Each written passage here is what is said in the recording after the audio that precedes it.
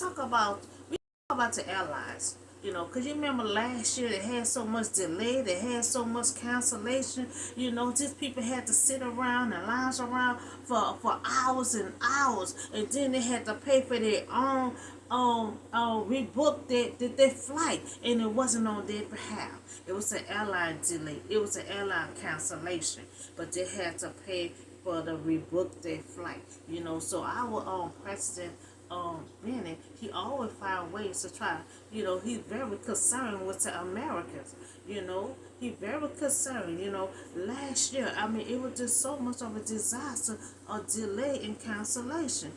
So he finding a way that they should not. They deserve not to be paying for their own rebook flight.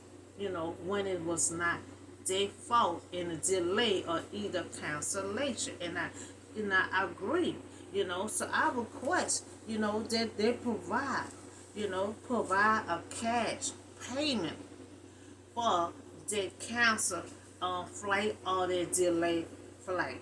You know, it's long as it's not on a passenger behalf and it's on the airline behalf, I request that they pay. Give them payment, a cash payment for their cancel or delayed flight. And I also request, that they provide for the long wait. Someone had to wait like 8 and 10 hours. Provide some food for, in a hotel. Because a lot of them can go to the hotel right across the street from the airport.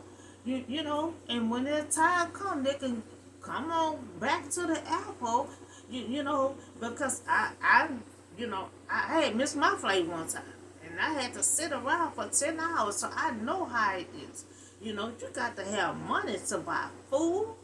And then just sitting around relaxing until your next flight.